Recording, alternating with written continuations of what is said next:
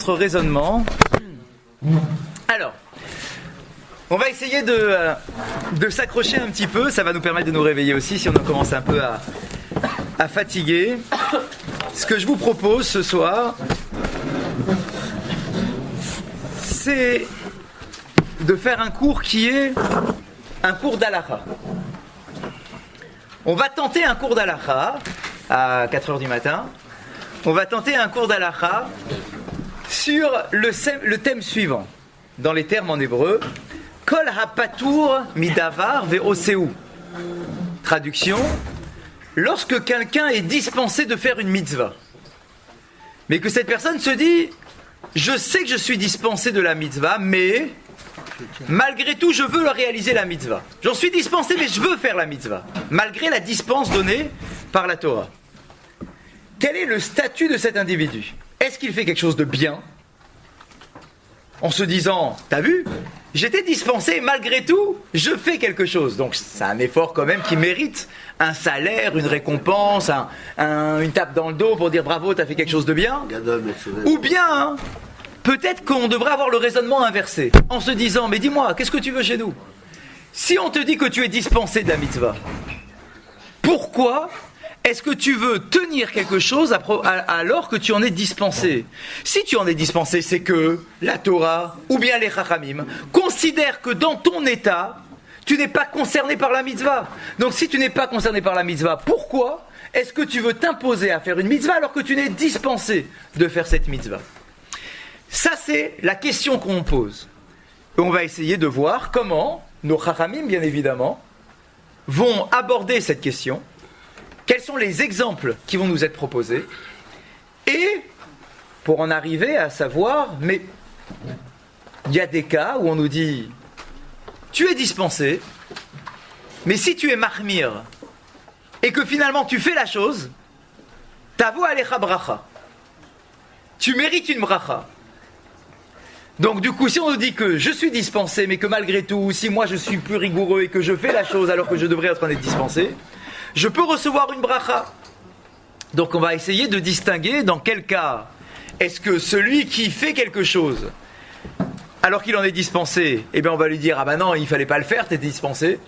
Et dans quel cas, inversement, lorsque je fais quelque chose à propos duquel je suis normalement dispensé, on va me dire tavo alechem bracha, bravo, tu mérites une bracha particulière parce que tu as fait la chose alors que tu en étais dispensé. Alors en réalité, pour commencer tout notre raisonnement et pour tirer ensuite le fil, tout vient en réalité d'une Mishnah qui est assez connue, dans le 2e Pérek de la Masechet de Brachot. Et on nous parle d'un jeune Khatan, d'un jeune marié. Et on nous dit comme c'est là, Khatan, un jeune marié, le soir de son mariage. Imrotse likrot et shema balayla harishon kore. La première opinion de la Mishnah nous dit, si ce jeune marié, alors qu'il a une appréhension, la nuit de noces qui va arriver, il ne connaît pas sa femme, il ne se connaît pas lui-même, il va découvrir, et donc il a une sorte d'appréhension. Normalement, la halakha nous dit, tu sais quoi ? Tu es dispensé de faire le schéma d'Israël du soir. Parce que tu es tellement préoccupé par la première relation conjugale que tu vas avoir avec ton épouse, que tu vas lire ton schéma, mais tu ne vas pas être concentré sur ton schéma. Tu vas être angoissé, tu vas être pressé, enfin tout ce qu'on peut imaginer pour un jeune khatan. Et donc, la halakha nous dit, khatan, imrotse likrot et shema balayla rishon kore. Tu sais quoi ? On ne va pas te l'imposer. C'est comme tu le sens. Si tu as envie de lire le schéma Israël à Arvit, concrètement on parle de ça, le soir faire la mitzvah du schéma Israël. Si tu as envie de lire le schéma, on ne te force pas à le faire, mais si tu veux le faire, koré. Vas-y, Bechavod, fais-le. Rabban Shimon ben Gamliel intervient en disant Lo kol harotze litol lo et lachem yitol. Rabban Shimon ben Gamliel dit tu crois que ça marche comme ça ? Tu crois que c'est comme ça de lire le schéma Israël ? Nous on lit le schéma Israël à toute allure, là en 2 secondes on a fini le schéma Israël, on dirait que tu as fait une course du 100 mètres. On dit dis-moi, quand tu lis le schéma Israël, tu prends sur toi le joug de la royauté divine. Tu es en train de proclamer Shema Israël, Hashem Elokeinu, Hashem Echad. Tu crois que tu peux te permettre de lire une phrase pareille si tu n'es pas concentré à 1000%?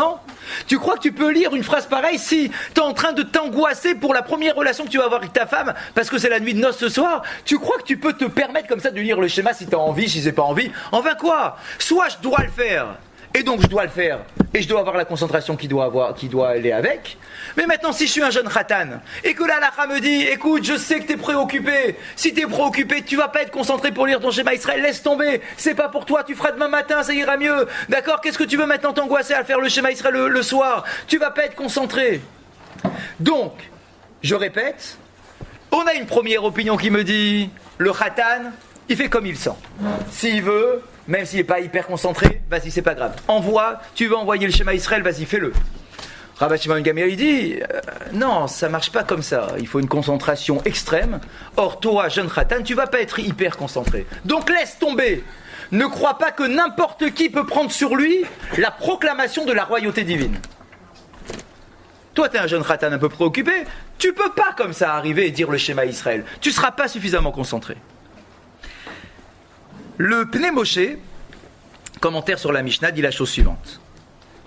Quand Rabban Shimon ben Gamliel dit, écoutez ça, quand Rabban Shimon ben Gamliel dit que tout celui qui a envie de proclamer le nom de Dieu, il ne peut pas le faire comme ça, d'accord, que chacun ne fait pas comme il veut, d'accord, tiens, je vais prendre le nom de Dieu sur moi et puis je vais proclamer la royauté divine en lisant le schéma à la légère, il nous dit comme ça.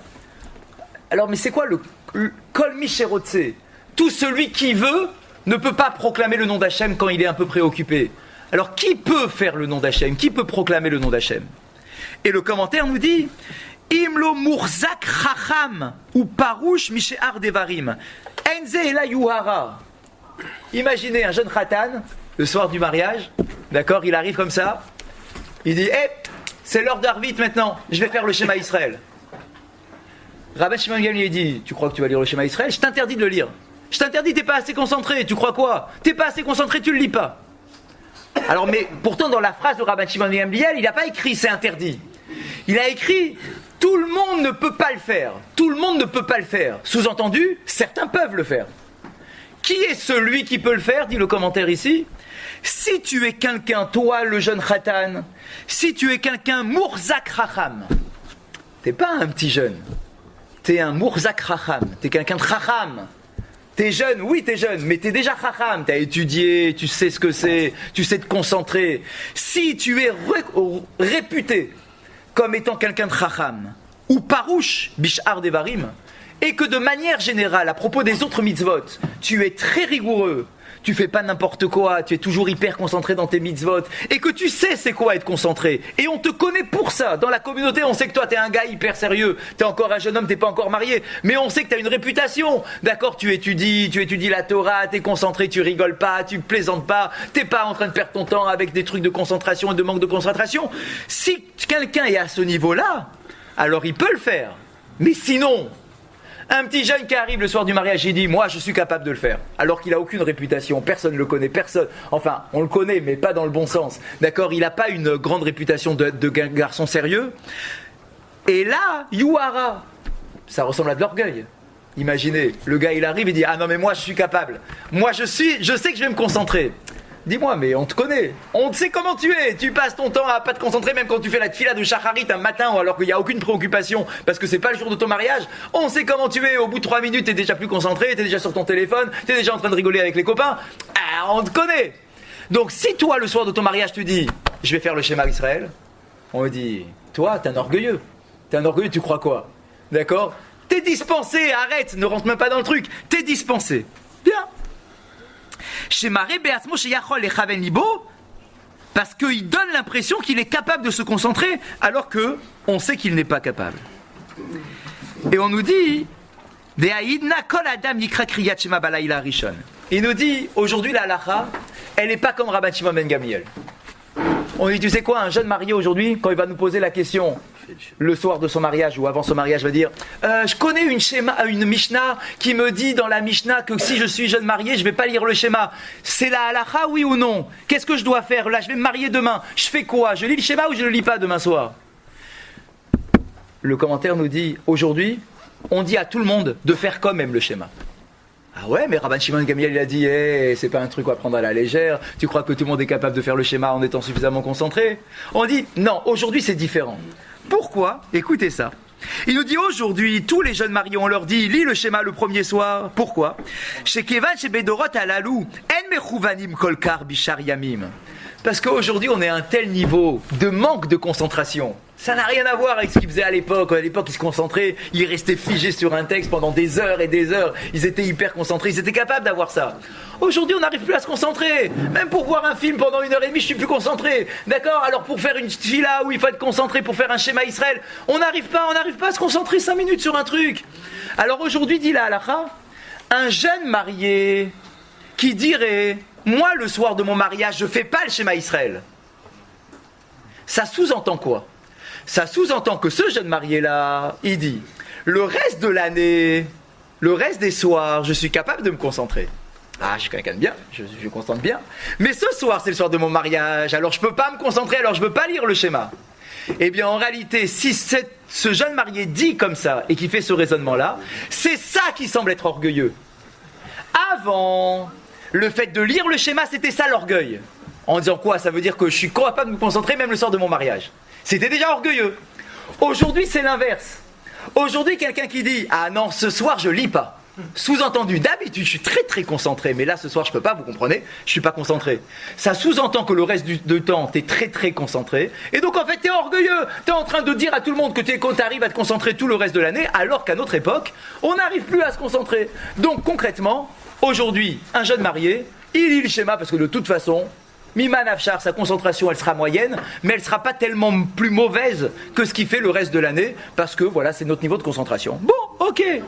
Et alors, où est-ce qu'on en est? On nous dit comme ça. L'opinion de Rabban Shimon ben Gamliel, qui disait à l'origine, quoi, tu crois quoi? Que tout celui qui a envie de porter sur lui le nom d'Hachem, il a le droit de le faire? Eh bien, on nous dit quoi? Ça sous-entend quoi? Que si ce jeune khatan n'est pas considéré comme étant quelqu'un de chacham et qu'il n'a pas de réputation d'être un garçon sérieux et qu'il fait quand même le schéma Israël, on a dit quoi? Que c'est un signe d'orgueil.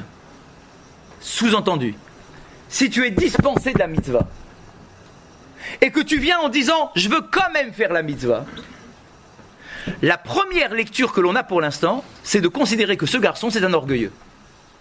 Si tu es dispensé, reste dans ton coin. Si tu es dispensé, ne viens pas dire « je vais quand même faire ». C'est pas bien vu.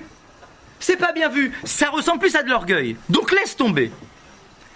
Et là où on passe le cap tout de suite, dans le Talmud de Jérusalem, Masechet Brachot du Talmud de Jérusalem, il est posé la question « Ha'im adam a patour mi mitzvah, rachai le achmir alatzmo ul kayema » Est-ce qu'un individu qui est dispensé d'une mitzvah et qui se dit je veux quand même faire la mitzvah, quel est son din? Quel est son statut? Et on va répondre à travers une histoire. Et voilà l'histoire. Certains rabbanim qui étaient réunis l'un avec l'autre. Il y a d'un côté Rabbi Yissa, Rabbi Shmuel, donc il y a deux personnes, Rabbi Yissa et Rabbi Shmuel. Chez Yashvu ve'achlou, be'aliyat bet hakneset. Ils étaient assis dans la cage d'escalier de la synagogue. Ils étaient en train de manger. Bon, ils mangent le repas de midi. Ils sont en train de manger. Ve'gia shat atfila. Et il s'avère qu'ils étaient en train de manger. Et c'est maintenant l'heure de la tfila. De Midra. C'est l'heure de la tfila. Kam Rabbi Shmuel bar Rabbi Yitzhak, ve'ifsik me'achilato, kedei leitpalel. Il y en a un des deux, Rabbi Shmuel, il se lève. Et il se dit, stop, j'arrête de manger. Je vais aller faire la tfila. C'est l'heure de la tfila. J'arrête mon repas en cours. Amarlo, Rabbi Issa, son ami qui était avec lui à table, il lui dit, mais dis-moi, qu'est-ce que tu fais là? Est-ce que tu nous as pas enseigné toi-même, imitrilou en mafsikin, que si quelqu'un a déjà commencé son repas avant l'heure de la tfila, et que l'heure de la tfila arrive, la halakha nous dit, tu ne dois pas interrompre ton repas. Tu continues ton repas. Parce que tu auras le temps de toute façon de faire ta tfila après avoir fini de manger. La halakha, elle est très claire. Si tu as commencé alors que c'était déjà interdit de commencer, alors là, il faudra que tu t'arrêtes immédiatement pour aller faire ta tefila. Mais si quand tu as commencé ton repas, c'était pas encore l'heure de mincha, il était trop tôt, c'était pas encore l'heure, et que tu as commencé à manger, et que maintenant l'heure de mincha arrive, la halakha nous dit, pas de panique, finis ton repas tranquille, tu vas pas t'arrêter en plein milieu de ton repas, finis ton repas tranquille, et à la fin de ton repas, tu iras faire ta tefila. N'est-ce pas ce que tu nous as enseigné toi-même? Vetane Chizkia, et Chizkia dit la règle suivante, écoutez ça, Kol mi sheu patour minadavar, veoseu, nikra hediot. Chizkia dit explicitement que toute personne qui est dispensée d'une mitzvah et qui tient quand même à respecter la mitzvah alors qu'il en est dispensé, cet individu-là porte le titre de hediot. Un simple. Tu es simple, t'es un idiot. T'as rien compris. T'es dispensé. Qu'est-ce que tu te lèves maintenant au milieu du repas en train de faire ta tefila? Tu es dispensé de l'heure de la tefila maintenant. Rabbi Chizkia dit que quelqu'un qui s'impose une mitzvah alors qu'il en est dispensé, il a le titre d'idiot. Idiot. Alors Rabbi Shmuel, qui lui est en train de se lever pour aller faire sa tefila, on lui envoie ça à la figure. Alors il dit, attends, mais j'ai réfléchi au truc, tu crois quoi, que je me lève comme ça? J'ai réfléchi avant. Et il lui a dit quoi? Écoutez ça. Ve'ataninan chatan patour, chatan imrotse kore. Il dit, mais dis-moi, j'ai une histoire. Un jeune marié. Donc il rapporte l'histoire du marié qu'on a rapporté nous-mêmes au début du cours. Il dit, il y a écrit dans la Mishnah qu'un jeune marié est dispensé le soir de son mariage, ok? Mais il y a bien écrit dans la Mishnah que si le jeune marié a envie de lire le Shema Israël malgré tout, il a le droit. Corée, il a écrit qu'il a le droit. Je ne parle pas d'Alacha aujourd'hui, est-ce que c'est considéré comme de l'orgueil ou pas? Il s'appuie sur la Mishnah, c'est pas n'importe qui, Rabbi Shmuel, pardon. D'accord, c'est pas n'importe qui. D'accord, il dit, dis-moi, il y a une Mishnah où il y a écrit que quelqu'un qui est dispensé de la mitzvah, le jeune marié, et qui a quand même envie de lire le schéma le soir, il a le droit de le faire. Pourquoi tu me dis que je suis un idiot? Je suis pas un idiot. Voilà, la Mishnah le permet. Kelomar, yesh re'aya bedivrei ha-Mishnah, bedin chatan bekriyat shema, sherachaï le'achmir alatzmo. On voit de l'histoire de la Mishnah qu'un jeune marié qui a envie d'être mahmir et de s'imposer quelque chose dont il est dispensé, eh bien, il a le droit de le faire. Si je suis mahmir, tu as le droit de le faire. Donc pourquoi tu m'insultes en disant que j'ai pas le droit et que je suis considéré comme un idiot si jamais je lis? Al-Kachana Rabbi Issa, alors son ami lui dit, mais moi aussi j'ai réfléchi au truc. Et il lui dit comme ça. En re'aya midin chatan. Il dit l'histoire du chatan, c'est pas une preuve. Toi, tu utilises l'histoire du khatan pour dire que c'est une preuve, pour dire qu'on a le droit de s'imposer quelque chose à propos duquel on est dispensé.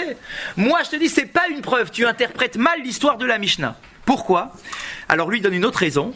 Mikevan shekriyat shema shona. Mishum sheyesh ba kabbalat ol malchut shamayim. Velachen dafka bazé rachai leachmir alatzmo. Il dit, t'es en train de comparer le schéma Israël et d'en faire une règle pour toutes les autres mitzvot. Mais il y a dans le schéma Israël quelque chose qu'il n'y a pas dans les autres mitzvot. Quoi? C'est Kabbalat ol malchut shamayim. Quand je fais le schéma Israël, je proclame la royauté divine. C'est un privilège incroyable et une responsabilité incroyable. Quand un jeune marié se dit, j'ai le choix, soit je fais le schéma ce soir, soit je le fais pas. Et qui réfléchit 5 minutes en disant, attends, tu te rends compte quand même, j'ai le privilège, en faisant le schéma Israël, de pouvoir proclamer la royauté d'Hachem. Quelqu'un qui a envie de se dire, je vais le faire, j'en suis dispensé, mais je veux quand même le faire parce que je sais que c'est un privilège et que j'ai envie d'avoir cette mitzvah de proclamer la royauté divine, alors là, c'est une exception. Ce n'est pas la règle générale, dit Rabbi Issa. C'est une exception. Le khatan, c'est une exception parce qu'on parle du schéma Israël. Mais cette exception-là du khatan ne peut pas être extrapolée sur les autres mitzvot. Pour les autres mitzvot, si tu es dispensé et que tu le fais quand même, tu es un idiote. Tu dois pas le faire, c'est une stupidité de s'imposer quelque chose alors que tu en es dispensé. Et on a une autre preuve.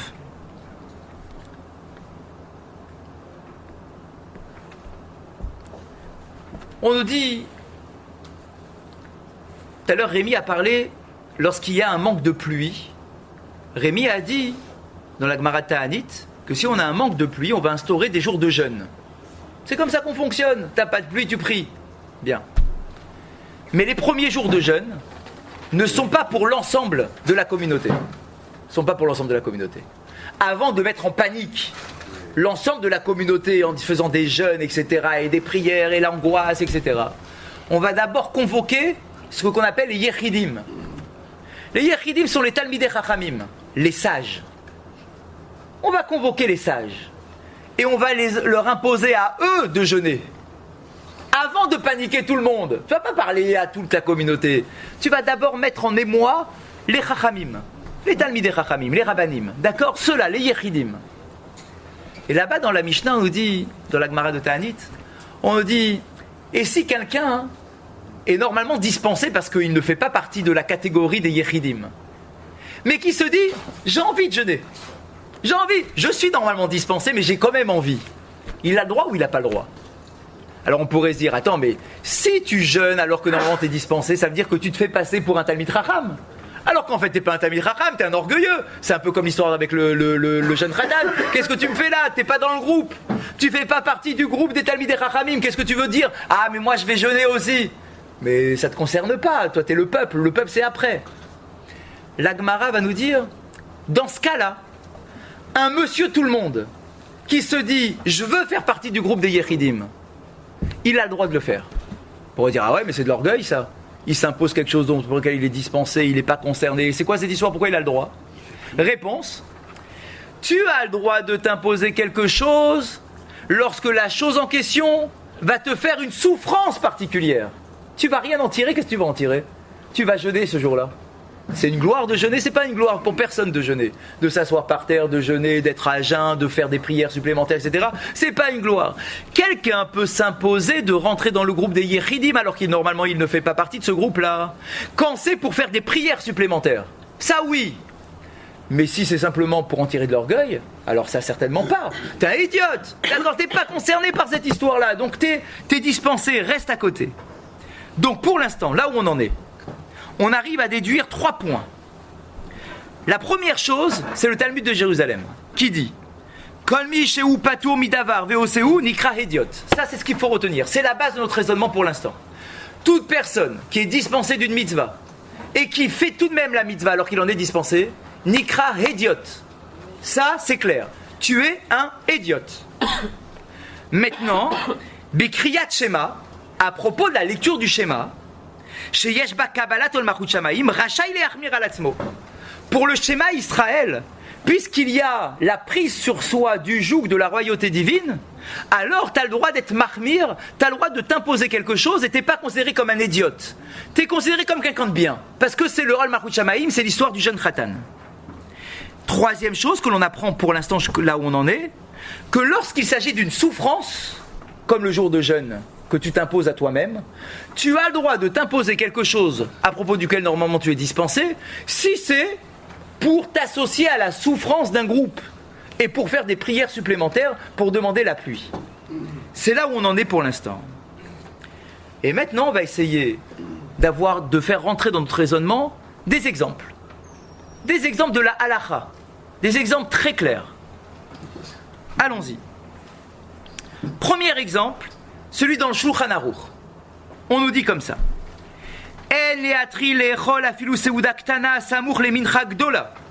On nous dit comme ça.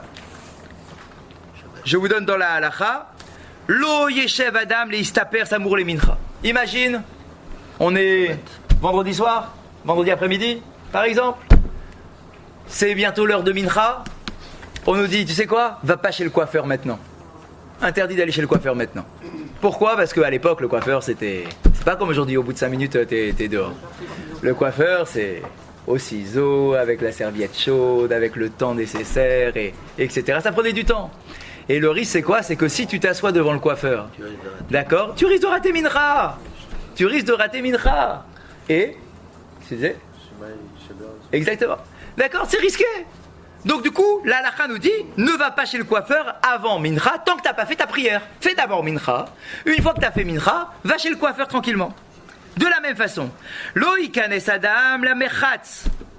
De la même façon, tu ne devras pas aller prendre au bain public. Le bain public à l'époque, c'est pas comme aujourd'hui tu prends une douche. C'est le bain public à la romaine. D'accord, tu vas, tu te déshabilles, tu vas te baigner, tu vas rester des heures là-dedans et tu vas chauffer, tu vas refroidir, etc. Il y a tout un processus, les bains publics. Donc on nous dit, hey, il y a bientôt l'heure de mincha. Va pas faire ton bain maintenant. Fais d'abord mincha et ensuite tu vas prendre ton bain. Pareil pour le boursaki, le tanneur de peau. D'accord, t'amènes une peau à tanner avant mincha. Ça va te prendre des heures, d'accord. En plus ça sent mauvais, etc. Ça, tu vas rester des heures là-dedans. D'accord, arrête, va d'abord faire mincha et ensuite tu vas faire tanner ta peau. De la même façon, vélo ladine. Tu vas pas non plus au beddin avant l'heure de mincha. Le beddin, tu sais quand tu rentres, tu sais pas quand tu sors, ça va durer des heures, d'accord, et on va te poser des tas de questions, et on va d'abord te poser ça, est-ce que t'es juif ou pas juif avant de te présenter, enfin ça va durer des heures, vous savez commencer quand on va au beddin, d'accord, donc du coup, on dit, tu vas pas avant mincha, d'abord tu fais mincha, et ensuite tu vas au beddin, et il nous dit comme ça, afilu seudaktana samour la mincha gdola, même un petit repas. Je ne vais pas rentrer maintenant dans la discussion de savoir qu'est-ce qu'on appelle un petit repas. C'est tout un débat. Mais même un petit repas, tu n'as pas le droit de le prendre avant Mincha Gdola. Mincha Gdola, c'est le mincha qu'on fait à la 6h30 de la journée, c'est-à-dire le premier mincha, celui qu'on fait très tôt. On pourrait dire, ça va, j'ai le temps, oui, j'ai le temps, j'ai tout l'après-midi, qu'est-ce que tu m'angoisses maintenant de ne pas aller au bain ou pas aller chez le coiffeur? J'ai le temps. On dit non, tu ne dois pas y aller. Et il rajoute, Ve'imitril be'achat mikol elu, eno mafsik. Maintenant, si tu as commencé une de ces activités avant l'heure de mincha, et que mincha arrive, le Shulchan Aruch nous dit, lo yafsik, tu t'arrêteras pas. Tu continues. D'accord? Les commentateurs se posent la question de savoir, mais à quel moment j'ai commencé? Est-ce que j'ai commencé avant l'heure de mincha ou j'ai commencé alors que c'était déjà l'heure de mincha? Ça, c'est un autre débat. D'accord? Mais l'halakha est claire. Si tu as commencé, tu continues. Tu ne t'arrêtes pas. C'est ce qu'on nous dit. Et le Magen Avraham, le commentaire, nous dit Vechol apatour ou mafsik nikra hediot. Le Magen Avraham écrit explicitement toute personne qui est dispensée de s'arrêter. Le Shulchan Aruch, il te dit tu t'arrêtes pas, tu es dispensé pour l'instant. Tu continues ton activité. Et que toi tu dis ah, je m'arrête quand même, je me lève, c'est l'heure, je pars de chez le coiffeur en plein milieu de ma coupe, d'accord, ou je pars de mon bain à toute allure pour aller faire mincha. La halakha nous dit, le Magen Avraham nous dit, s'il s'arrête alors qu'il en est dispensé, nikra hediot. Il est hediot. C'est un stupide. Ou makshesham ve'achatan patour mikriyat shema ve'imrotse likrot koré. Mais pourtant on dit, mais le jeune Khatan, c'est toujours lui le truc. Il y a écrit là-bas dans la Mishnah que s'il a envie de s'arrêter pour lire, eh ben il a le droit de lire. Alors lui aussi, pourquoi on dit pas que c'est un idiote? Réponse, umshane atam, et on répond là-bas, damarini shomé alachem levatel ol machut shamaim afilu sha'achat. On dit, mais non, mais parce que le schéma c'est particulier. Le schéma c'est la proclamation de la royauté d'Akadosh Baruch Hu. Et un Khatan, il peut très bien se dire, moi je ne veux pas perdre l'occasion de proclamer la royauté d'Akadosh Baruch Hu. Donc c'est une exception le schéma Israël. L'histoire du Khatan arrête de vouloir extrapoler à partir de l'histoire du Khatan. Le Khatan c'est une exception, c'est pas une règle générale. La règle générale c'est que tu es un idiote si jamais tu fais quelque chose alors que tu en es dispensé. Donc ça, c'est le premier exemple halakhique du Shulchan Aruch. D'accord, premier exemple halakhique. Quelqu'un qui est dispensé, il est dispensé. Ne rentre pas dans une obligation alors que tu es dispensé. Premier exemple. Deuxième exemple, toujours dans le Shulchan Aruch.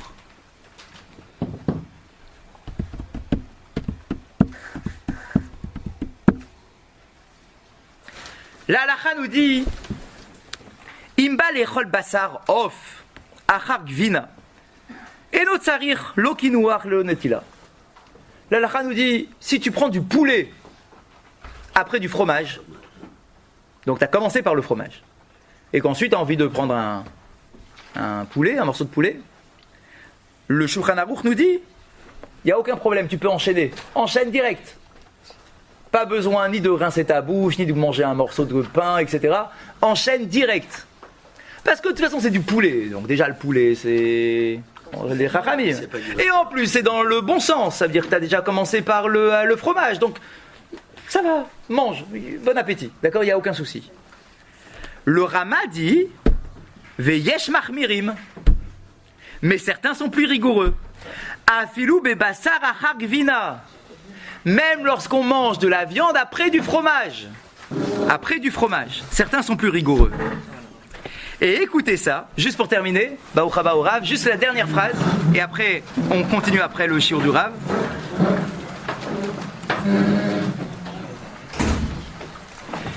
On nous dit quelqu'un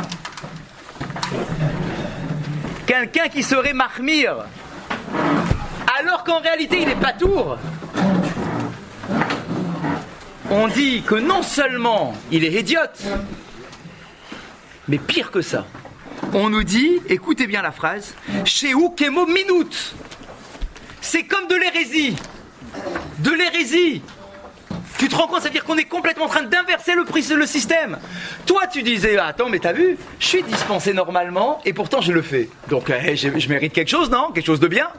Alors, non seulement, jusqu'à présent, on est à la conclusion de dire, t'es considéré comme un idiote, mais là, on a carrément passé le cap en disant que mon minute, c'est comme de l'hérésie. Alors du coup, là, c'est même pas une récompense, c'est même pas une critique.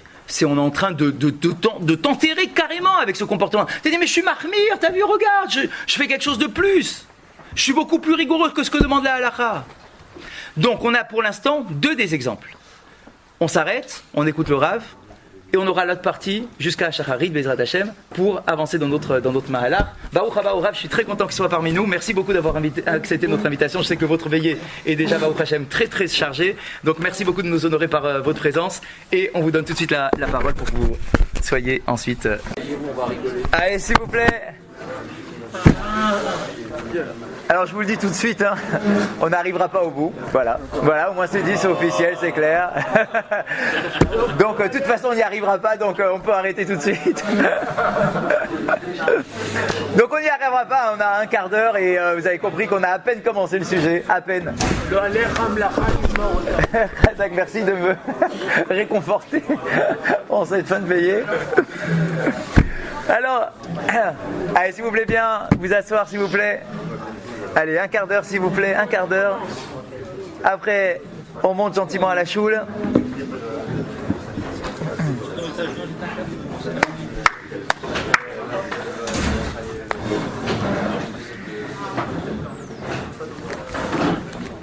Nous avons dit tout à l'heure pendant la première partie du cours,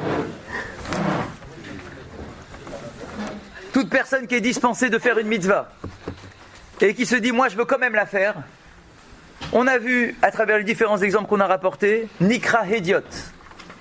Dans la plupart des cas, il est considéré comme étant un idiot, on va dire ça comme ça en français.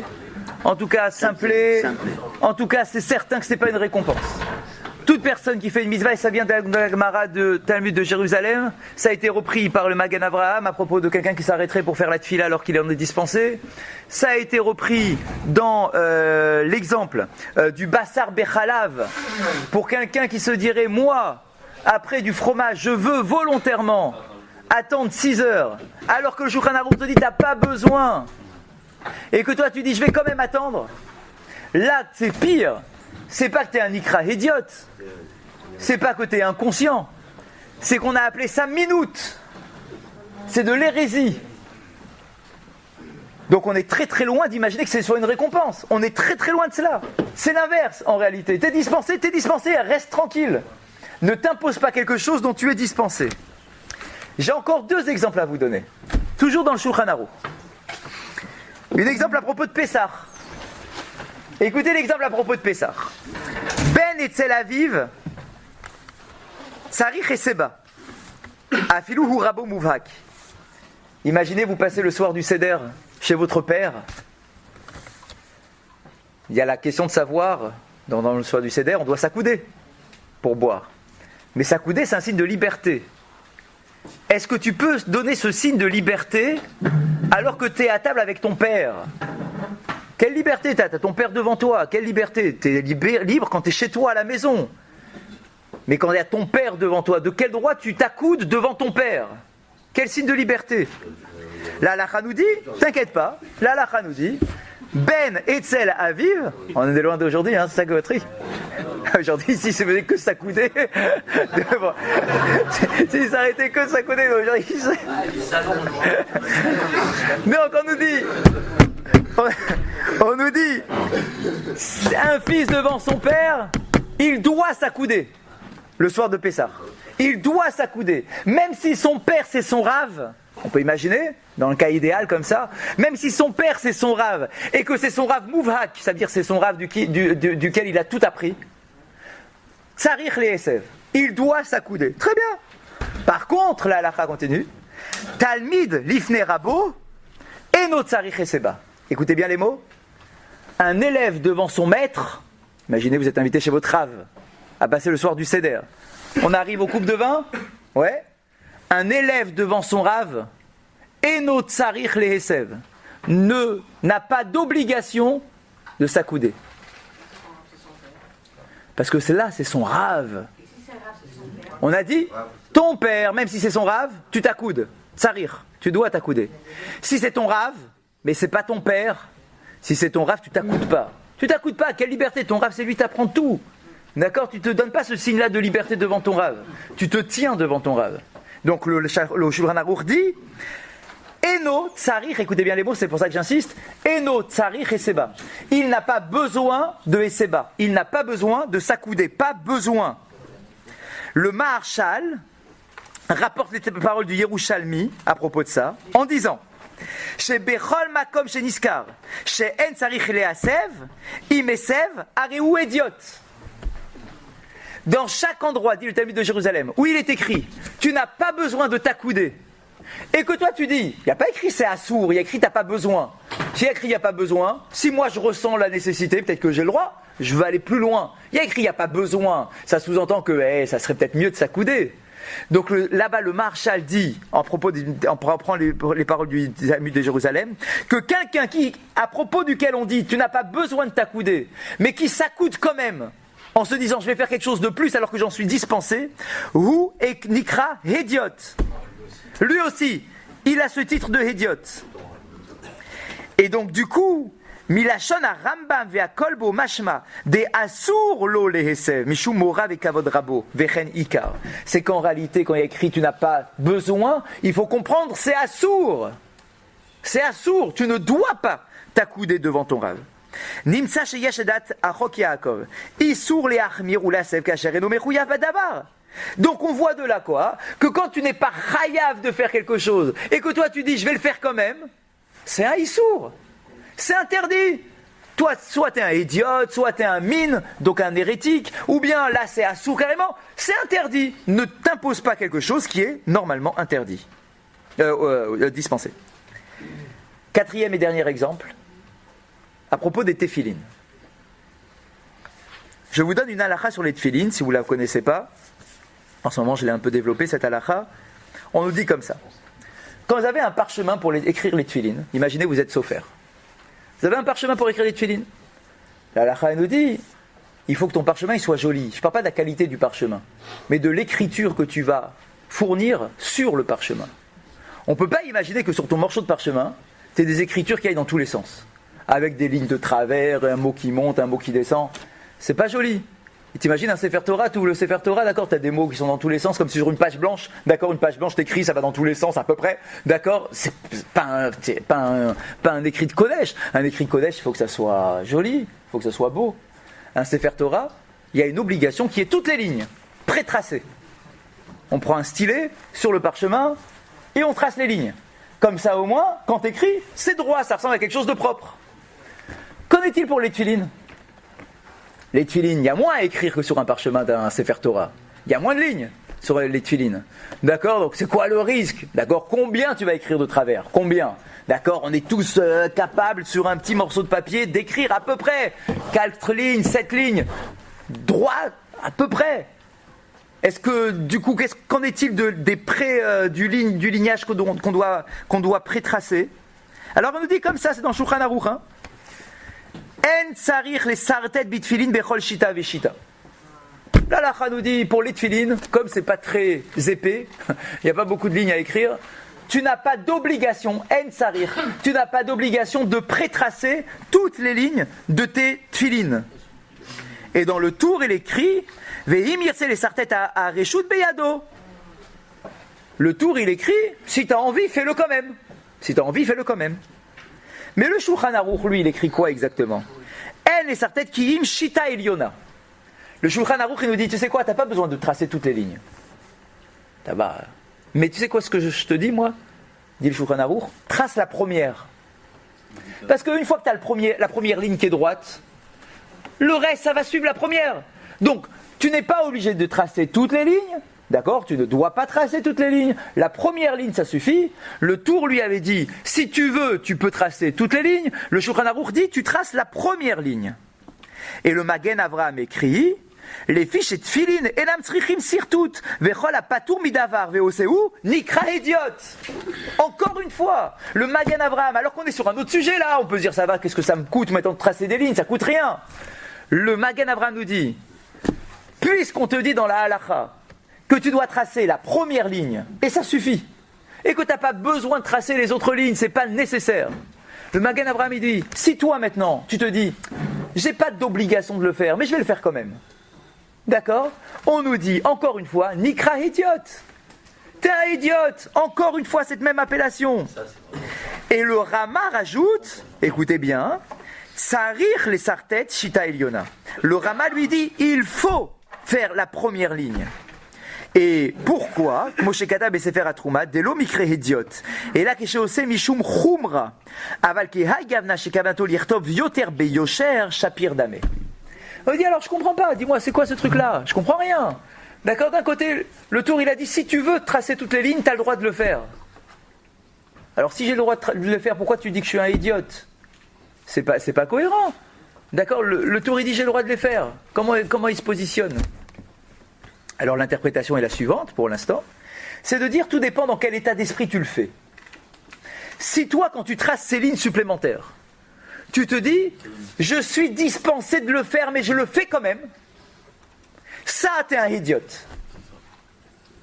Mais si quand tu le fais, tu te dis, c'est pas parce que je suis dispensé, mais que je le fais quand même pour faire mieux, laver plus blanc que le blanc, etc. C'est pas du tout ça.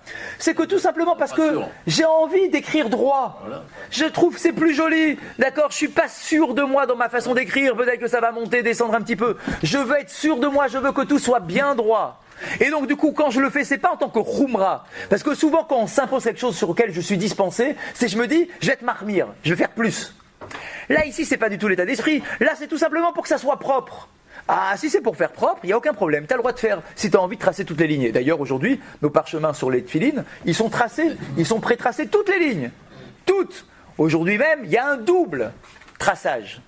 Il y a la ligne supérieure et la ligne inférieure, comme ça non seulement t'écris droit, et en plus, tes lettres, elles ont la même taille, parce que tu as aussi la ligne du bas, d'accord, un interligne, d'accord, pour que tes lignes soient aussi de la même taille. Alors on dirait, ah mais je suis un idiot alors, si je fais un truc comme ça devrait être interdit. Bah non, parce que là, ici, tu le fais pas en tant que khumra, t'es pas en train de t'imposer un truc sur lequel tu étais dispensé. Tu veux écrire droit. Ah, si tu veux écrire droit, il n'y a aucun problème. Mais sinon, sur le principe, c'est toujours pareil. Les 4 exemples qu'on a donnés, et il y en a d'autres, les 4 exemples qu'on a donnés, mais c'est les Chachamim qui donnent ce nom-là, c'est le Shulchan Aruch, c'est le Magen Avraham. Eux-mêmes disent, quelqu'un qui s'impose quelque chose supplémentaire, il est idiot. Je termine juste par la question, et je pense qu'on terminera pendant Shmini Atzeret, ou Simchat Torah, certainement. Je pose juste la question, celle de nos Chachamim. Tzarich leitiyashev badavar. Il faut qu'on arrive à dégager l'essence de ce qu'on a dit.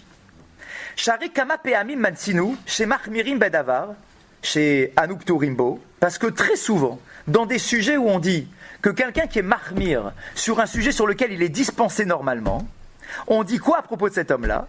On dit tavo alav bracha, que la bénédiction repose sur lui. Donc si on me dit que la bénédiction repose sur lui, ça veut dire que c'est quelque chose de positif, quelque chose de bien d'être mahmir. Mahmir, c'est quoi? C'est que je suis dispensé de faire quelque chose, mais je vais plus loin. Je vais plus loin que la pure halakha. La halakha me dit, reste chez toi, t'es tranquille. Et moi, je me dis, allez, je vais encore un peu plus loin. Donc, du coup, si d'un côté, je me dis que celui qui est mahmir sur une mitzvah, il a une bracha, et d'un autre côté, tous les exemples qu'on a cités, en partant donc bien évidemment de la halakha, de la Gemara, du Talmud de Jérusalem, on nous dit à chaque fois qu'il est écrit que tu ne dois pas faire quelque chose et que tu le fais, t'es un idiote. Comment on trouve ce juste équilibre entre la bracha du mahmir et le idiote de celui qui s'impose quelque chose dont il est dispensé? On est en plein milieu du pont. D'accord, on n'a encore rien répondu, j'en suis désolé. Il est déjà 6 heures, on doit faire le Kaddish, on doit se rafraîchir 3 minutes, on doit monter, on doit commencer les slichot pour qu'on soit à l'heure pour avoir de la force pour faire la tfila convenablement. Donc ce que je vous propose, c'est que Bezrat Hashem, il va avoir Simchat Torah, donc lundi après-midi, on ne va pas pouvoir s'asseoir pour étudier, mais mardi, en fin de fête, on va avoir un peu de temps. J'avais prévu un autre chiour, je pensais que celui-là aurait été terminé, donc ce qu'on va faire, c'est qu'on va essayer au moins de terminer celui-là.